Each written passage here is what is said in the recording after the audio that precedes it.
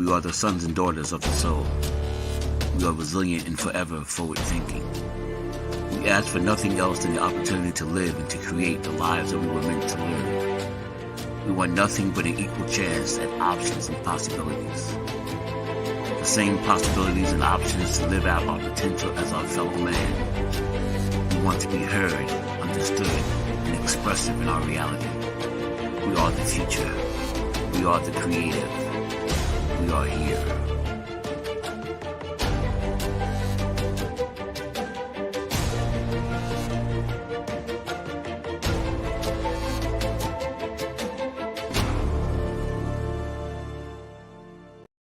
World Financial Group offers entrepreneurs from all backgrounds the opportunity to start their own business on a level playing field.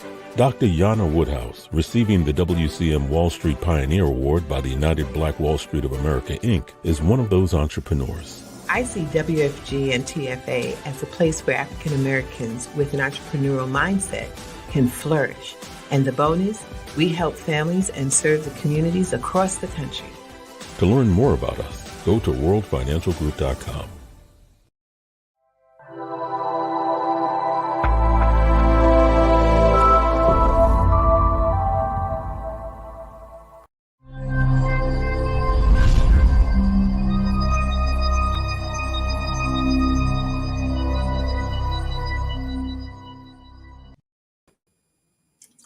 Happy Monday, everyone. It's Marie Dunn here with The Bold Show.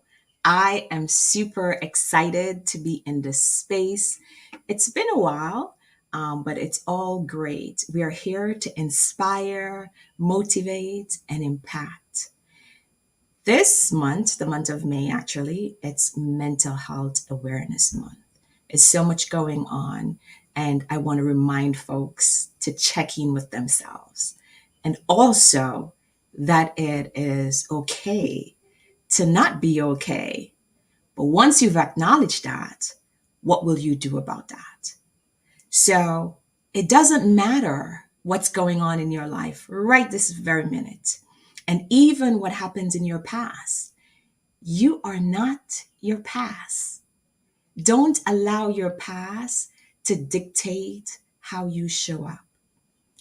Like every other night when I'm on this show, I'm here to show you that you can overcome, but it's about your mindset. You have to make that conscious decision to change your life. No one else can do it for you. You can spend hundreds of dollars going to see a psychiatrist, a clinical therapist, to see a life coach, but in the end, it's totally up to you. You're all familiar with this platitude. Faith without works is dead. You gotta move. You are the only one that can make that change happen. So tonight, I am super excited. Our topic for tonight is from tragedy to victory. And you all will understand why I have chosen that topic. Tonight, I want to welcome Miss Natassia Wright, straight out of Jamaica. I am so excited to have a fellow Jamaican on the show with me, but her story. When you all, I suggest you all get your pens and your paper. I already have my pen. Get your pens and your paper because you are about to be inspired. And these are concrete steps that she herself have taken to be this phenomenal, incredible, impactful woman. She's a mother. She's an ordained minister. You hear me right. She's an ordained minister, leadership, and HR consultant. She was appointed the United Nations Ambassador NGO diplomat. She's an author. She's an entrepreneur. Her and her husband, Jamar Wright, ever since I started talking to this woman, all I hear about is Mr. Wright. And that's amazing. It just shows you how grounded they are with each other. And they started this business 9 years ago in the comfort of their home. Natassia, it's a pleasure to have you here. Welcome to the Bowl Show. Why don't you go ahead and elaborate on all I have said? Just welcome and thank you.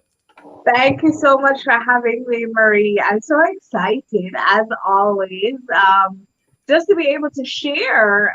It's always a pleasure to just speak to people anywhere in the world, wherever you are.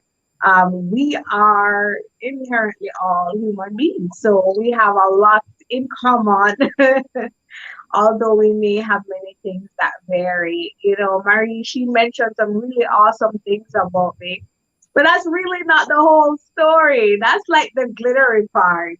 And so I embrace all that I have achieved because I'm coming from very humble beginnings. Yes, my husband is extremely instrumental in my growth and my development. And we work as a team. We're not just partners in marriage, but we're business partners. And so we see each other everywhere, as annoying and frustrating as that may be at times. But we're excellent duo, I believe. And again, Marie, thank you so much for having me. I'm looking forward to our discussion. Absolutely. And I'm really happy. And it is just so funny. I remember when I was exploring guests for the month of May. Like I said, the month of May means so much to me because it's mental health awareness.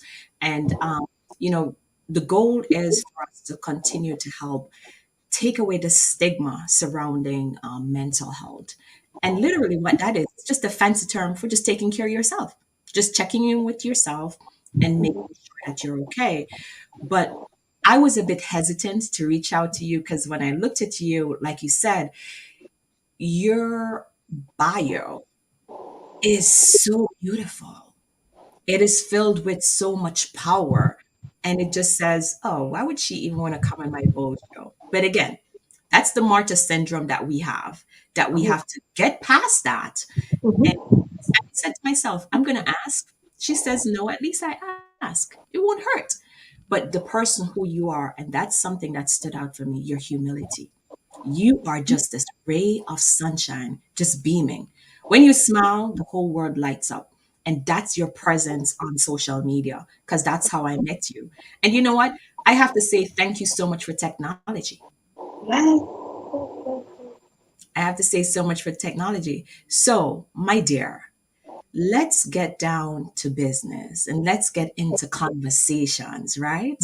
So I shared all that glorified things that's actually going on with you. This is your present. Let's do the theory. Let's get to the bottom of this and share where you started to where you are today. Tell me a little bit more about you. Absolutely, absolutely. I do on average, I think per month, I probably do more than 50 events on some months. And then you have other months where that's nothing because that's how many times I actually have engagements or sessions or whatever the case is. But almost every time that my bio is read, I sit in a corner and I think to myself, who is that girl? Who is she? Because that could never be me. Right. And I say that because I was born and raised in humble beginnings, from humble beginnings. I was born and raised in a community called Almontown that's in Kingston. And if anybody knows Central Kingston, when you hear the words Almond Town, it is a ghetto. It's poverty. I was born and raised in poverty. I grew up seeing people living in a particular way that I thought that I would have, come to become like them. Seeing people live in cycles. When we talk about generational curses or just seeing people, you see a grandmother who had a certain lifestyle and then the daughter came and she started living that same way and then she had kids who are living. It's ridiculous. And gang violence, I've seen it. Young girls getting pregnant early, becoming statistics. I lived it. But I remember as young as the age of 10 years old, I came home to find my house burned flat to the ground. There were about 10 relatives living in the one home, and I came home from school like a young man met me halfway. on my journey, and he said to me, Nastasia, because that's what they call me, he said, Nastasia, your house burnt down. And I'm thinking to myself that he's just picking some kind of ridiculous joke with me or something, because I'm like, he's crazy. Shrugged it off. By the time I got to my lane, I was looking like something's happening here because it looks pretty strange. Marie, there was no house. That big house, that there was no house. It burned flat to the ground due to electrical problems. And that for me was like the first traumatic thing, because it was really traumatic for me, because I left there with everything and came back home and didn't even have clothes to put on. And that was really horrible to see my relatives, running around thinking, what are we gonna do? Because we have nowhere to live. That was really heartbreaking. But 8 months afterwards, I came home to worse news. This time, as I entered the yard gate, because at this time now, I believe what had happened was that we were getting donated houses from Food for the Poor. So at that time, we had like foundation in the yard to build these different board houses for us. And this time when I came home, my great grandmother, she was the one who said to me, Sade, that's my nickname. She said, Sade, you know, hear your father dead. And let me translate for all those who don't understand our Creole. She was saying, your father is dead. Did you not hear? And my world just stopped. I mean, like literally. I don't know if the sun shine again for me at that point in my life, because that was pretty much some of my darkest days. And at 10 years old, Maria, I was walking around waiting for somebody to wake me up. Because, So, yeah. let me just interject for a second, right? So you were 10 years old coming Yep. home, and grandma just said to you, your father passed away at 10 years old. There is no easy way or trying to make the news a little bit more comforting. She just said to you, you didn't hear that your dad died. Where was your mom at that point when grandma was sharing this news? My mom was in the country trying to start her own business. So she was, I think it was like Mandible or so on. She just rented a bar and she was doing her own business. So she would be gone for some days and then come home for some days. So she was really just trying to make things work. But I had a whole yard of relatives, so I was good. I had my great grandmother, I had everybody, aunt, everybody. So I was fine. But Wow. when I got that news, it never. Now I look at it, it really wouldn't have mattered how she broke the news to me. That news could not have been broken in any better form. Because my father was my everything. If you gave me a list of persons that I loved, my father would have been at the top of the list. So imagine how crushed I was hearing that, to the point that I was speechless. I don't think I spoke for days. Um, because of what I've gone through, and I went through years of just, I think, being a zombie, because I was always a quiet child. I think that pretty much sent me into the abyss of introvertness. And I still have bits and pieces of that 10-year-old in me, I must tell you. Because there are just days I just don't want to. Can you imagine being me and then not wanting to converse with anybody? It's really tough. But after my father died, I ended up passing for Women's High School for Girls. So I moved on to a really great high school, made my mother so proud. I'm fast forwarding the story now. I'm in fifth form, about to do my 6th exams. And one Saturday, my mom, she got married. And so we moved from out of Almontown to somewhere else. And I remember one Saturday, she said she was going to, get some errands done. So she went, did her errands, came back, was having an asthma attack. Now, my asthma attack in our house at that time was synonymous with let's drink some water, because it's, she would have them so frequently, and we would, give her poem. We Yeah. call it poem, or you call it Color. yes. Or we'll take her to the hospital and she'll get nebulized. But whatever the case is, she was always fine afterwards. Now, this time in particular, I couldn't go to the hospital with her because my younger brother was with me. And Mm. so there was nobody else to stay with him. So she said, you know what? Just get me the taxi. I will stay with him. So I did just that. I watched her go on that taxi. And sure enough, watching her go into that taxi was the last time I saw my mother alive. And at 16 years old, that crushed me again. I mean, like, whatever wind was left in my sail after my father died, trust me, my mother's death, it wiped everything out of me. Now, the worst part of having to go through that ordeal, Marie, is that, and others who are listening and watching, is that this happened a Saturday night. Monday morning, I had to go sit 8 CXC exams.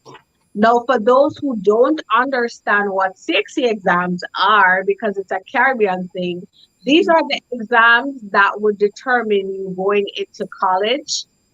So they were major, major. And Marie, I remember going to school, although my relatives were like, don't go because, we're all traumatized. This thing just really took us, by surprise. I pushed, I went, I cried through many of those exams, but I kept remembering her saying she just wanted me to pass 6 out of the 8. So I went, and I did them as hard as they were. And I remember when the results came out, I had already resolved in my mind that I wasn't going to go pick up no exam results. I said, you know what? I failed everything. I'm not going. But, I got a call from a grade coordinator who, she was so excited. And I'm thinking, why is this lady excited that I failed everything? But she was the one who delivered the news to say, Natassia, you passed all 8. You ended up with 6 2s and 2 1s, which meant I got only A's and B's for all 8 subjects, which was just the grace of God. I tell everybody. My husband and I have been blessed to share platforms with senators, with mayors of the United States, with people who have run in the U.S. presidential elections. I mean, Jamaican government, you name it, diplomats. I tell everybody that was just the grace of God on my life, because I don't know how I passed those exams under the stress that I was under. But God is so good. And my grandmother, who was living in the States, had had came back home to Jamaica just in time when my mother died. And 1 year after my mother died and we moved in with that grandmother, she died from cancer. I've been through some really serious things. I've been molested. I've lived in poverty, as I said. Even after that grandmother died, I went back to Almontown in poverty. And I thought to myself, well, there All right, is put the brakes on. yeah, sure. Let's put the brakes on for a minute, right? So your house burnt down. Dad died. Mom died. What was going through your mind? I don't know. I don't have words to explain how dark it was. And I like I said, I was a very quiet child, so nobody could really understand what was going through my head ever. One of my greatest regrets was that my mother died thinking that I still loved my father more than her. That's how much I never spoke. So she died, even thinking that, boy, my daughter lost the most precious person to her. But her death was actually what nailed it really did a number on me, even till this day. Marie, Mother's Day that just passed is the first Mother's Day I've really been able to enjoy.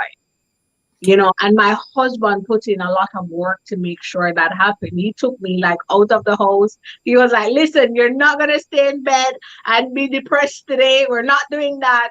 Put your clothes on. We're going so and so. It's too hard. I felt like I was like, happiness will never be my portion. I was thinking that I never, I just never really be happy. Mind you, I always believed that I would be successful. I never let go of it. I'm a dreamer by nature. I'm always thinking of, what my life is gonna look like later on. But I knew how I felt inside and it was never whole. I never felt whole. I never felt all together. Something was missing, and that's how I grew. Even when I became a young lady, I started looking for love in different places, whether it was a boyfriend, whether it was a drink. I never did drugs. I stayed far from some things, Yeah. but there was just a hole that I craved being filled, and I tried to seek it in various ways. But my personal development, when I started to develop myself, oh my gosh, and recommitted my life to God. That's a whole different story. My husband, which is why I speak about my husband so much, was the one who took me back to church. Yeah. When my mother died, my mother served faithfully in the church. So she died Saturday, her clothes and everything were ready for Sunday morning. Imagine how I felt. I was like, God, I'm not going to no church. I'm not doing it because you don't love me. You've taken everybody from me that has meant something to me. And so I stepped away from my faith, although I was pretty solid in it. I stepped away as a young girl because I did not understand. It was that young man who brought me back to church. And let me tell you, for the first time in weeks, I felt real joy, Marie. And that was the catalyst that started everything. I love it. I love it. It is like so funny. I remember back in, I think it was 2018, I had like a whole conversation with God because I could not understand why he was doing this to me. And like after I started the healing process, because that's so important for folks to understand, we walk around literally with this luggage, this suitcase of the heartbreak, the pain, the disappointments, and feeling like you don't belong, the self doubt. We have to unpack that luggage. It is so important if we never stop. It's like it sits there and it festers, Oh yeah, prayed for, and then it just pops open. absolutely. So we have to take care of ourselves. But just listening to you, and before I even know anything, like after I started following you and I started paying attention and I'm reading and understanding who you are. But you know what, seeing that you're from Jamaica and we're Yeah. really talking about poverty and, from tragedy to victory, Bob Marley said, you will never know how strong you are until strong is all you have. Oh yeah. A lot of times we sit and we question God and we question when things happen. But I love to say every disappointment is your appointment. Yes. But we got to pay attention. We get so fixated on what's not working. And look at you today. Lost your so much pain, so much loss. But still you went and you did your CXCs Yeah. and you surprised everyone. So you did all of that. Talk to me about this husband of yours. You Uh, mentioned he took you back to church. right. So we went to university together, but mind you, while I was in university, that was right after my grandmother had died. And I was just going through a whole lot in terms of, being a parent to my brother. And, I know how responsibilities are crazy. So I was like in a totally different headspace than most university students at that time, including my husband, who was just living his life as a student per se. Remember, now I'm like mother and guardian and all these different things. And so I really did not like him. I thought he was very immature. And that's just based on like the music he listened to, how he would speak. I'm thinking to myself, I cannot do that. And of course, he thought I was what we call in Jamaica forthright, but I just had a lot going on. But it was after university, I saw him posting stuff on Facebook, and I was like, "Hey, what are you reading?" Because he was like talking about some really deep stuff. Now, I must tell you that at this point in my life, I was searching. I was searching so hard that I had already moved out of Almontown. I moved to an apartment. I started paying rent. So, yes, I moved from the free family yard because I wanted a space that could allow me to find peace and clarity. Because again, I was on this journey of finding myself. I started reading self-help books. I started going through the Bible. I started doing a lot of things. And that's why, Murray, I don't knock people who try to find the light through positive thinking or through, learning about the universe and whatever. The truth is that's like a lower level of God's who God is. It's just a very simpler way of putting it. Because the truth is a lot of persons actually find God through that route, Absolutely. to find clarity, to realize that listen, I can choose to think better. I can choose not to be worried. I can choose not to be upset, right? I can set intentions and I can wake up and say, yes, today is going to be a good day and it will actually work out. So I was on that path. And when I saw what he was reading, my God, it was like God just ushered me into his presence and into, recommitting my life to him. Soon after we got married, I mean, the same. And listen, we got married like right very soon because a lot of persons were like, what are these two doing? They have nothing yet.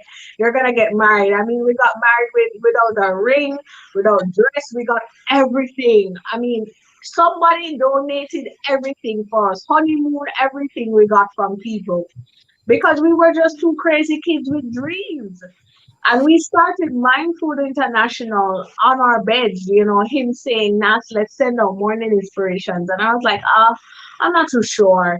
But I finally gave in and it blew up. Soon we started writing books. People started inviting us to come to their events. They started inviting us into their companies. Um, we started doing leadership trainings. Soon we started getting like awards. That's how we ended up with the Governor General Awards because we were doing so much work in the community in different areas in Bogwalk, where my husband is from, and in Almontown because we were doing like back to school treats. And it just blew, I don't know, it just blew up. The vision was so big and we didn't even realize it, and things just started to mushroom from there. But what I want to highlight though is, Marie, is that before we got to a place where people started to see us, we had to do the internal work first. Like you said about the baggage, I had to unpack this girl that you're seeing right now, this young lady. I have had to unpack so much. I mean, like from just being disappointed, from not expecting anything good out of life, from being insecure. There's still a part of me that wants to hide.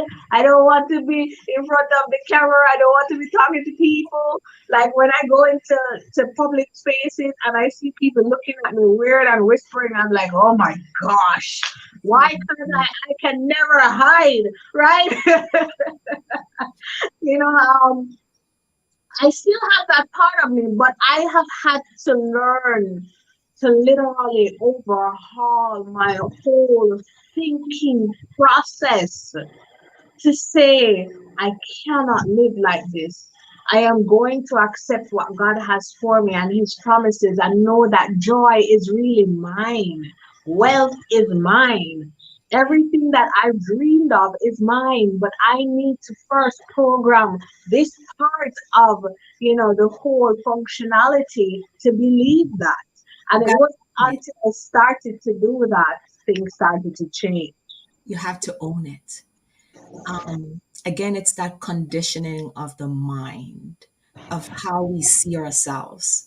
I totally forgot who actually said this, but if your goals and your dreams are not shocking you, therefore you need to like really reset and rethink what it is that you're doing. We have to put it out into the universe and just watch it manifest with the hard work. What you and Jamar did, Mr. Wright, you invested in yourselves, not realizing that's what you guys were doing. A lot of times, folks, we see the end result. We see this Yeah. beautiful woman.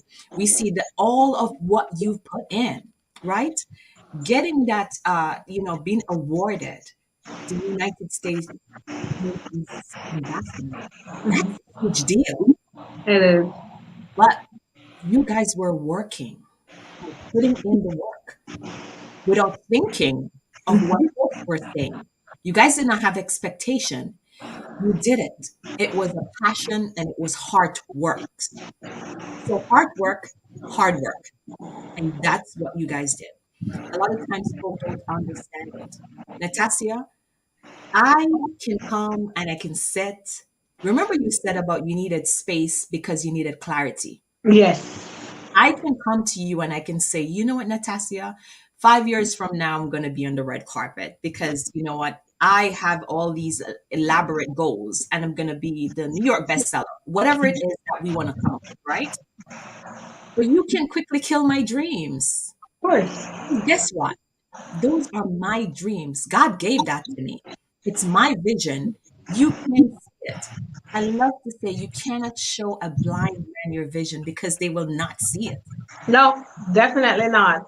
And will turn it into whatever they perceive it to be. And that is why you have to hold your vision, your dream so dear to your heart because, I've actually had people who are in our circles who thought we were crazy. They were saying, look at these young people before they go buy a house or buy a car. They're having all these events and they're having the events free. And, they're talking about all this positive stuff and the world doesn't work like that. And, there are days when I sit and I say, well, all that has worked out in our favor, but they wouldn't understand that we were paying it forward. And you mentioned something so important because you said that we were actually putting in the work, which we were, and we were passionate. We still are passionate. It's never about money. It's never about titles. It's never about the connections or any of that. It's just the fact that we really genuinely want to see people change because we know that you don't have to be who your environment has determined you to be, or your circumstances, or what your parents or your relatives said. None of that matters. What matters is what you believe. And it's not something that's happenstance or made up. You don't just we're not just getting up and saying it to. What we're saying is you actually can steer your life.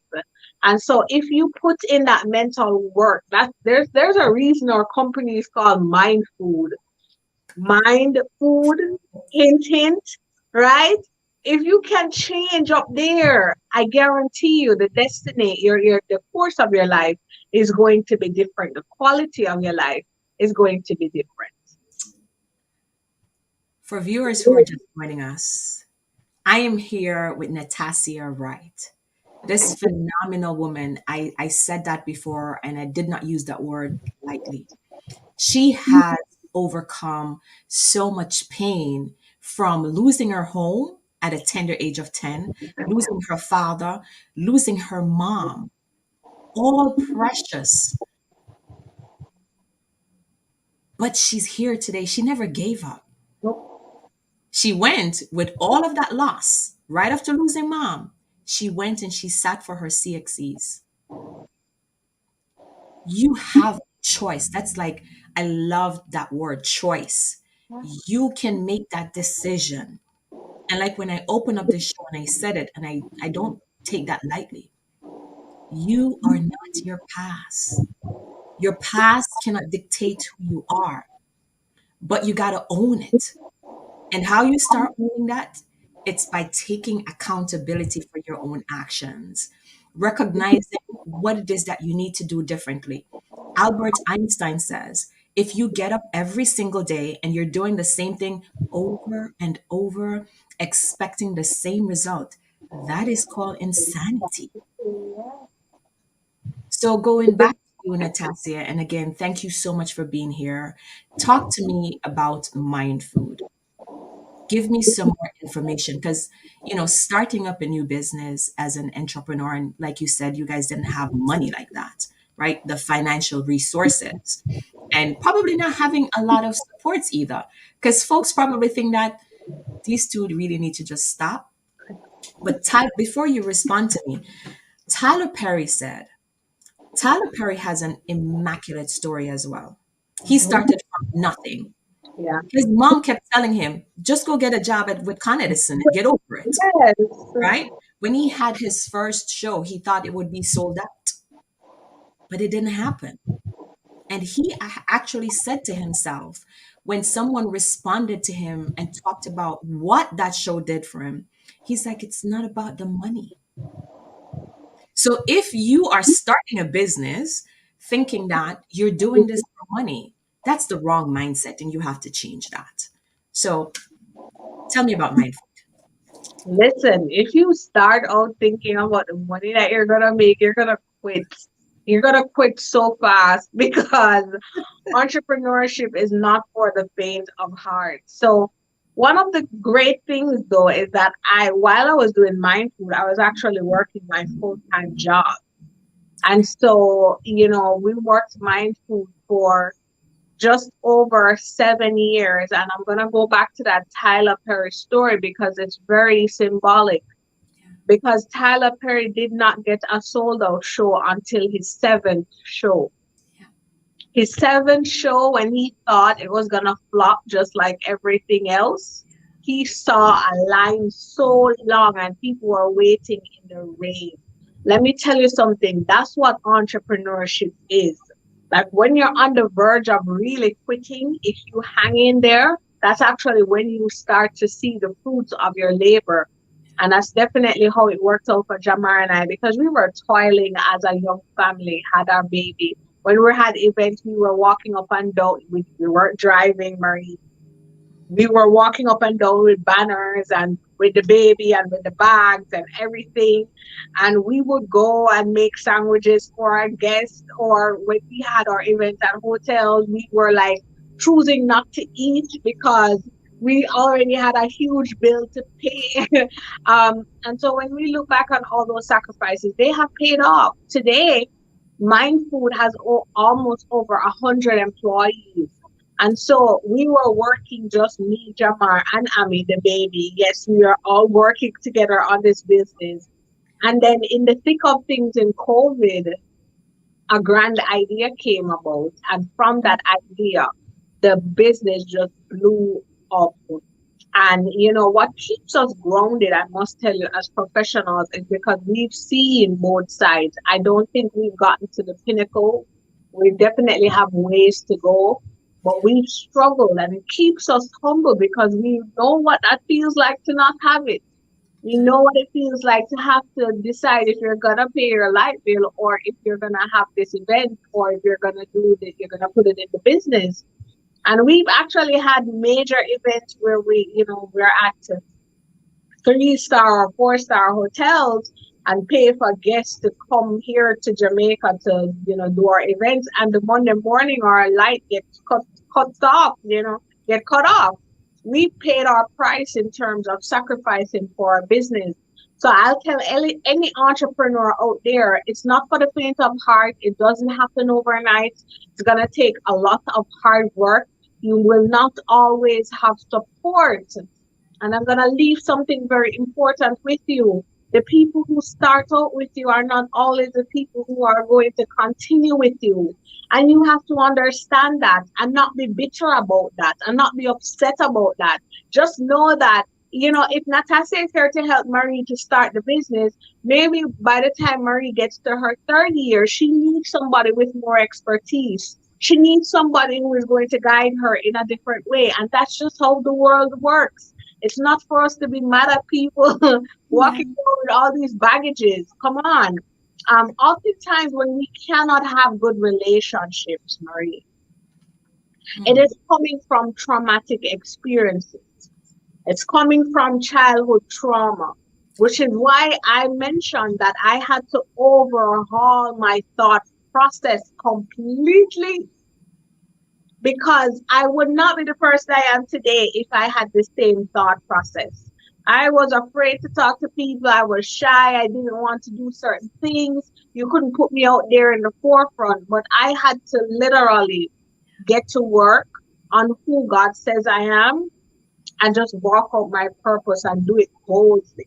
If anybody knows me, I do what I do boldly, and I make no qualms about it, and I don't apologize for it, because I have to show up as me.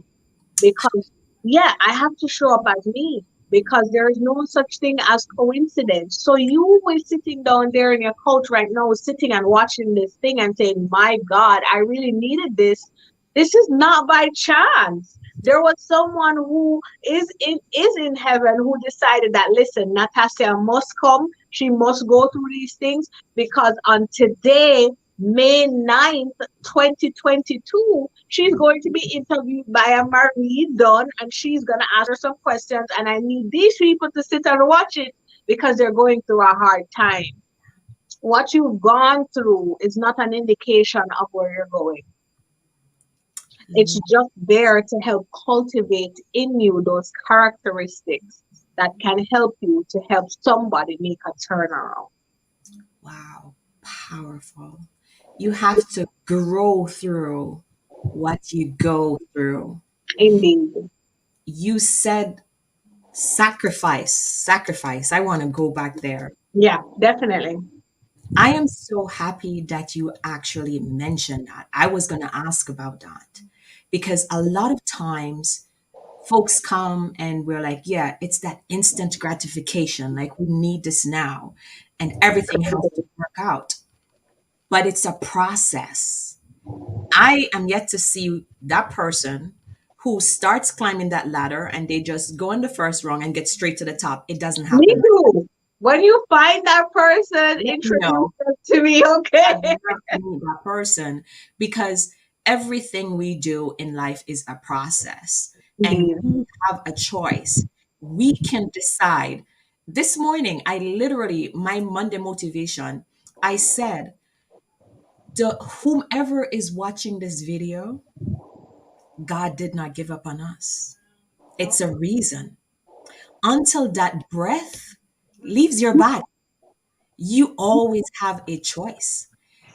And it's no coincidence that my show is called The Bold Show. Yes. That's my brand, brilliantly overcoming life's disappointment. And I'm going to be my authentic self. It took me a while to get here, Natassia. Wow. I did a lot of work. And I have my therapist on speed dial. She's like my best friend because folks don't understand. You need that wraparound support for yourself.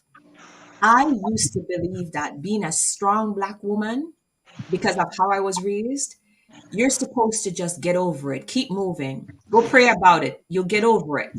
Don't No. think about it. It's a family secret. You don't talk about it. Don't air your dirty laundry.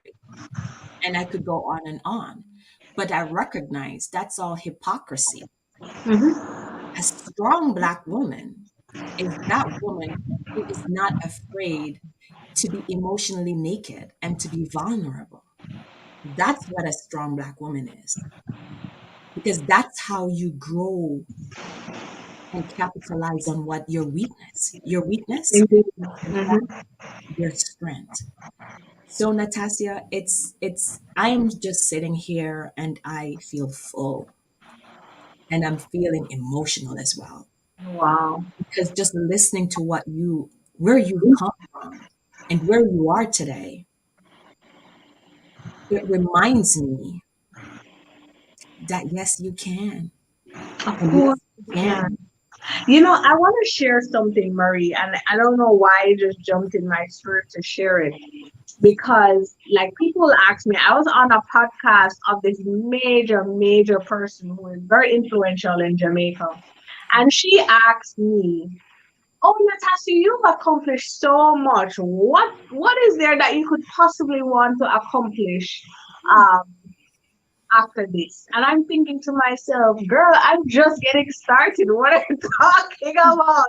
I still have many dreams that I have not even touched. And I'm thinking to myself, is this even possible? There was a shoes that I bought 2 years ago when COVID started. I got that shoes, and that shoes is worth like 2,000 US dollars. And I put the shoes down and I said, I'm not wearing the shoes until I meet the Prime Minister of Jamaica. That's what I said. And I told all my mentees, and when I would teach my classes on how to dress professionally and so on, I would tell everybody, right? And like, this year came around and I'm still there looking at the shoes like, my God, I have not worn it. Like, I took a picture in it, but I have not worn the shoes for real, real. And I said, God, I'm believing in you. I know that this thing is going to happen. I've already set the intention. Something major is going to happen. And I had an event last weekend or the week before where I actually met the Prime Minister and I had that shoes on. And I said it to say that there are many of you out there who have great dreams, and you're thinking to yourself, oh, I'm too old. I can't go back to school. I'm not going to be able to start that business. Nobody's going to support me. I'm not going to have funding. Let me tell you something.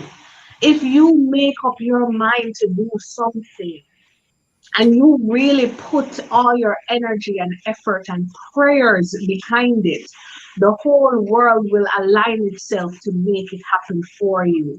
Yes, you're going to struggle. Yes, you're going to fight. Yes, you're going to go through disappointments. But if you do not quit, you will get there.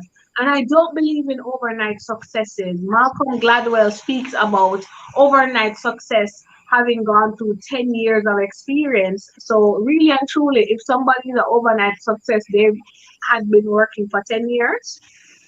Just saying. So, there's no such thing. And so I usually cringe when young people say, "Oh, I'm gonna be a millionaire," and I'm not trying to dump negativity on your dream. What I'm saying to you is that anything that is worth having is going to take a process for you to get there. You know, um, recently somebody said to me, "Oh, I don't like speaking to you anymore because you're always so diplomatic." And yeah, for real, for real. And I said, well, let's put it this way. I'm just not the same Natassia that you knew once before.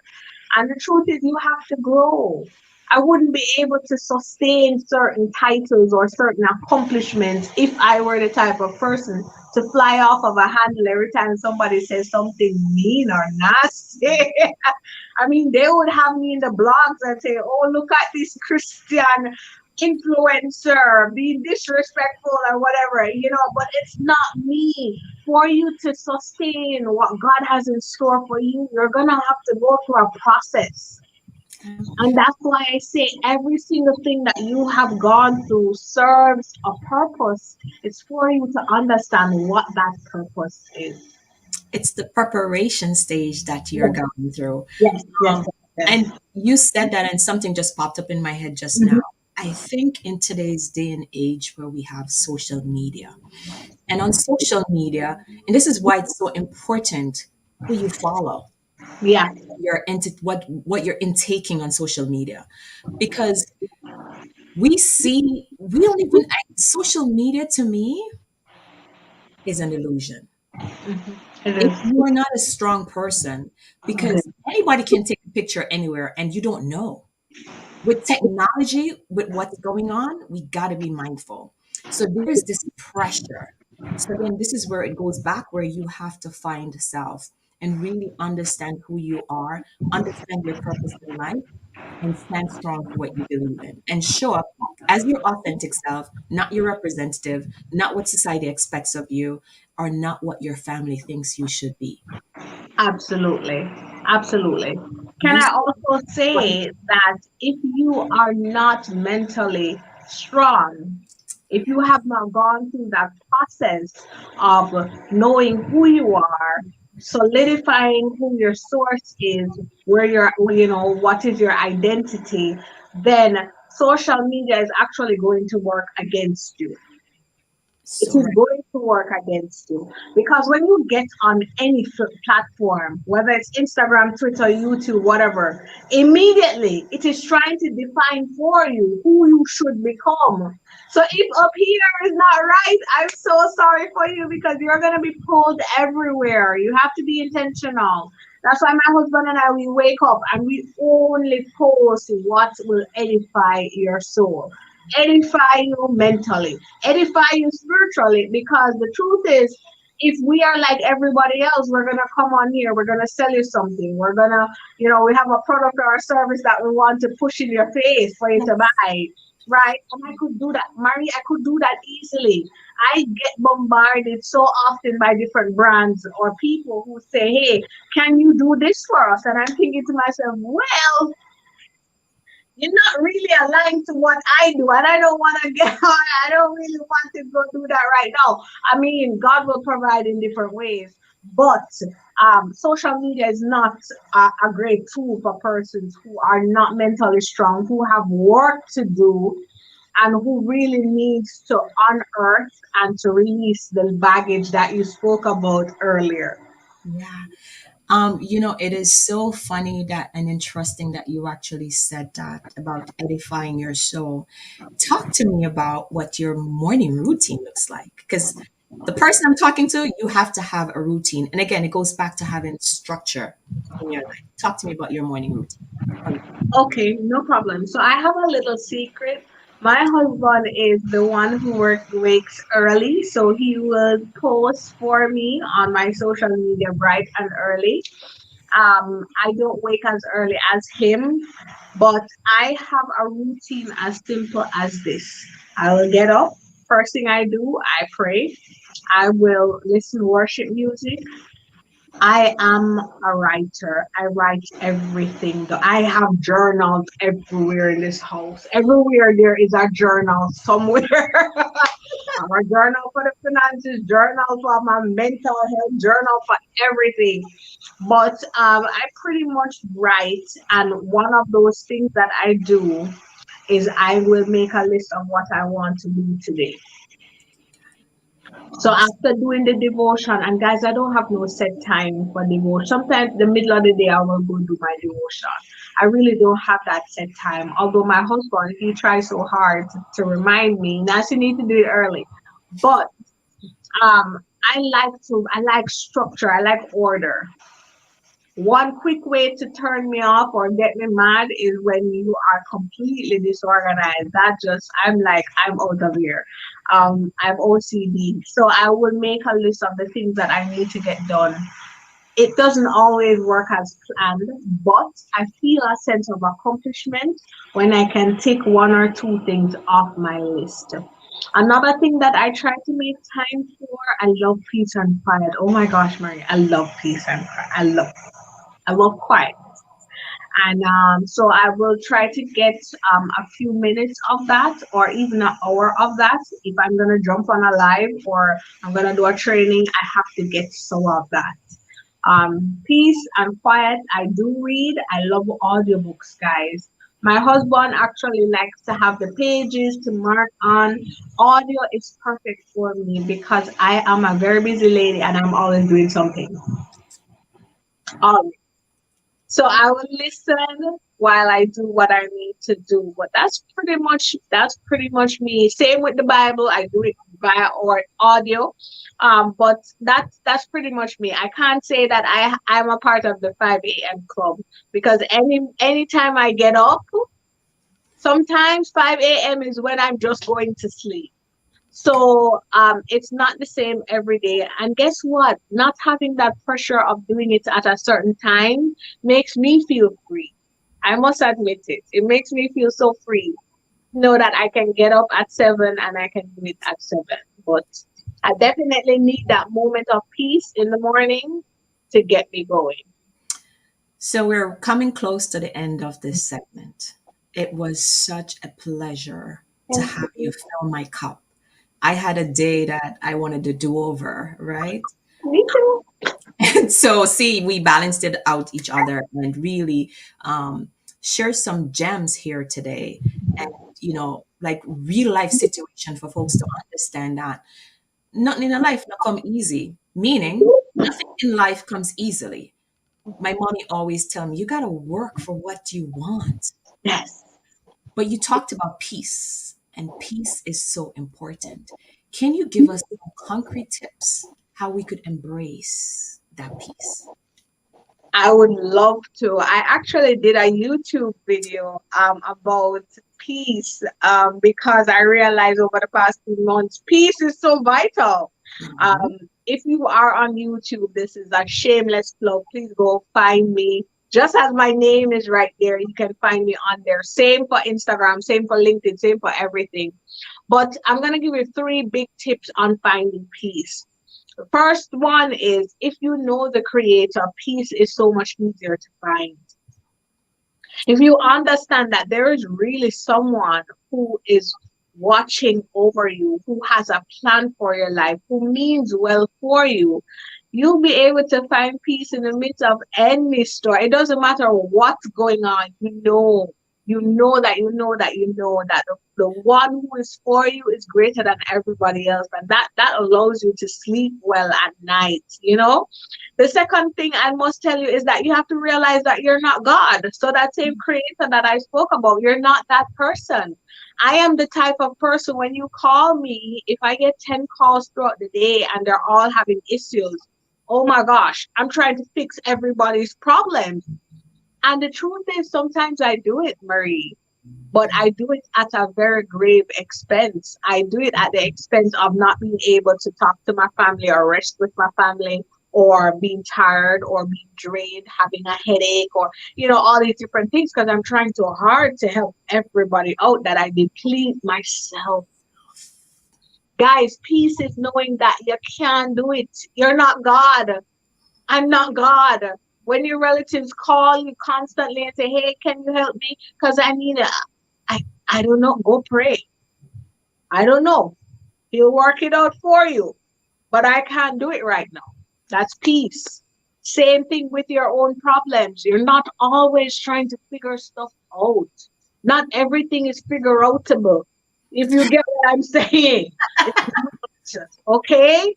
The person just has a bad attitude. Stop trying to fix the relationship. You need to move on, right? You need to move on because there are better people out there, people who will come and support you, people who you don't feel as though you have to be begging for attention. Like, you have to understand that it is not your responsibility to try to do everything. That gives me so much peace. Powerful. Right? And then another thing that gives me peace is, and I did a whole video on this one today, I stay in my lane. Marie, I stays in my lane. I don't come out of it. I Okay. don't care who you are calling me to do whatever. If it's not me, thank you very much for the invitation. Unfortunately, I am unavailable. I decide what I'm unavailable with. If it means that I'm going to stay home and lie in my bed, I'm unavailable. Setting boundaries Exactly. and So learning to say no. if I don't want to be there, you can't force me to be there. And then when I get to that environment, I'm so frustrated. I'm so upset because I know that it's not where I should be. Those things, they allow me to experience peace in such a great way. And of course, prayer, and you have all these other different things. But I'm giving you practical tips because sometimes the reason we don't have peace is because we ourselves put ourselves in situations that we don't want to be in. Wow. Powerful. Natassia, thank you so much for blessing us with this mind food. I appreciate you, and I'm sure the viewers appreciate you. Thank you for living your life boldly No. and for being so humble. And I'm going to close this show, and it sounds like we need to have a part two because Yes. you have so much going on. But I'm going to end this conversation with one of your favorite quotes. It says, "Be the change that you wish to see in this world." Gandhi. Yes. Thank you. It was a pleasure. Continue to do God works and continue to show up as you see fit. Thank you. Have a great You're night. welcome. Thanks for Thank having you, me. my viewers. Bye, everyone. We are the sons and daughters of the soul. We are resilient and forever forward thinking. We ask for nothing else than the opportunity to live and to create the lives that we were meant to live. We want nothing but an equal chance at options and possibilities. The same possibilities and options to live out our potential as our fellow man. We want to be heard, understood, and expressive in our reality. We are the future. We are the creative. We are here.